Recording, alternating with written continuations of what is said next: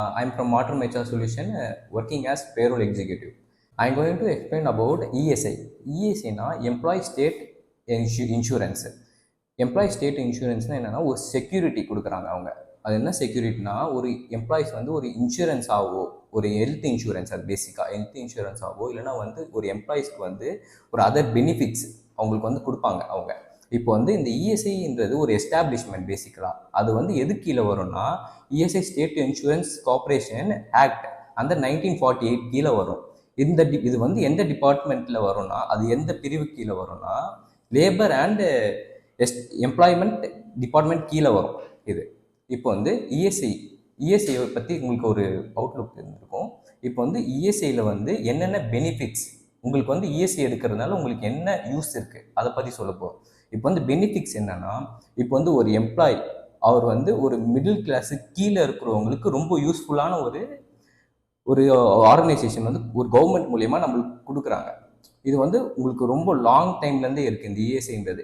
இது வந்து யாருக்கு மெயினாக யூஸ் ஆகும்னா, ஒரு இண்டஸ்ட்ரியல் ஒரு ஃபேக்ட்ரியில் வந்து ஒரு எம்ப்ளாயிஸ் வந்து ஒர்க் பண்ணுறாங்கன்னா அவங்களுக்கு வந்து ஒரு ரிஸ்க் ஃபேக்டர்ன்றது எப்பயுமே அதிகமாக இருக்கும் அவங்களுக்கு. இப்போ வந்து அவங்களால வந்து ஒரு தனியாக வெளியில் போயிட்டு அவங்களால வந்து ஒரு எக்ஸ்பென்சஸோ ஒரு மெடிக்கல் ஏதாச்சும் ஒரு பெரிய செலவு வந்தாலும் அவங்களால வந்து மெயின்டைன் பண்ண முடியாது. அவங்களுடைய எல்லா வெல்பீயிங்குமே வந்து மெஷர் பண்ணி தான் இப்போ ஒரு ஆர்கனைசேஷன் மாதிரி கவர்மெண்ட் வந்து ரன் பண்ணிட்டு இருக்காங்க.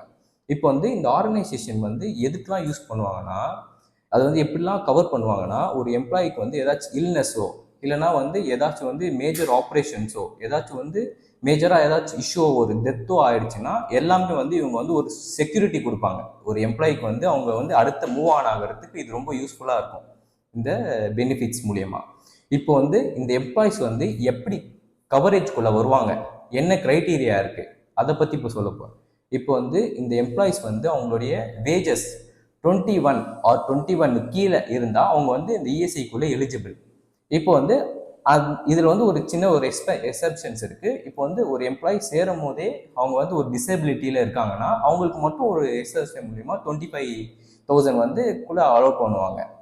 இப்போ வந்து எம்ப்ளாயர் சைடு இப்போ வந்து ஒரு எம்ப்ளாயர் வந்து இஎஸ்ஐக்குள்ளே என்ட்ரி ஆகணும்னா அவங்க வந்து மினிமம் 10 எம்ப்ளாயிஸ் இருந்தால் அவங்க வந்து அப்ளை பண்ணலாம் இஎஸ்ஐக்கு. இப்போ வந்து கான்ட்ரிபியூஷனை பற்றி சொல்ல போகிறேன். இப்போ வந்து உங்களுக்கு ஸ்டார்டிங்லேயே சொன்னேன், இப்போது இஎஸ்ஐன்றது ஒரு இன்சூரன்ஸ் கார்பரேஷன்ட்டு. இப்போ இன்சூரன்ஸ்னாலே ஒரு சின்னதாக ஒரு ப்ரீமியமோ ஏதோ உங்களுக்கு வந்து ப்ரொசீட் பண்ணால் தான் ஒரு செக்யூரிட்டியே உங்களுக்கு கிடைக்கும். இப்போ வந்து இதுலேயும் வந்து உங்களுக்கு ஒரு சின்னதாக ஒரு கான்ட்ரிபியூஷன் மாதிரி உங்கள் சேலரியிலேருந்து டிடெக்ட் பண்ணுவாங்க. அது எந்த மாதிரி இருக்கும்னா, இப்போ வந்து இந்த ப்ரீமியம்ன்றது 2 பேர் கட்டுவாங்க. ஒன்று வந்து எம்ப்ளாயி சைட்லேருந்து கட்டுவாங்க, இன்னொன்று வந்து எம்ப்ளாயர் சைட்லேருந்து கட்டுவாங்க. எம்ப்ளாயி சைட்லேருந்து 3.25% கட்டுவாங்க, எம்ப்ளாயி சைட்லேருந்து 0.75% கட்டுவாங்க. இதுதான் வந்து ப்ரொசீஜர் வந்து கான்ட்ரிபியூஷனில் பொறுத்து. வை டு சூஸ் மாற்றம்? இன் மாற்றம் we provide end-to-end payroll services. அப்புறமா எங்களுக்கு 10+ இயர்ஸ் எக்ஸ்பீரியன்ஸ் இருக்குது இந்த ஃபீல்டில். இந்த ஃபீல்டில் பொறுத்த வரைக்கும் இந்த இஎஸ்ஐ ஸ்டாச்சுரரி ஒர்க்ஸை வந்து எங்களுக்கு வந்து பெஸ்ட் எக்ஸ்பீரியன்ஸ் இருக்குது. நீங்கள் வந்து எங்களை சூஸ் பண்ணிங்கன்னா உங்களுக்கு வந்து இதனால் வர பெனால்ட்டிஸ், இதனால் வர ஏதாச்சும் இஷ்யூஸ், லேட்டஸ்ட் ஏதாச்சும் கிளைம் குவரிஸ் எல்லாத்தையுமே வந்து நாங்கள் ஹேண்டில் பண்ணி நாங்கள் வந்து ஒரு பெஸ்ட் செக்யூர்ட் பிஸ்னஸ் வந்து என்விரான்மெண்ட்டாகவும் உங்களுக்கு மேனேஜ் பண்ணி கொடுப்போம்.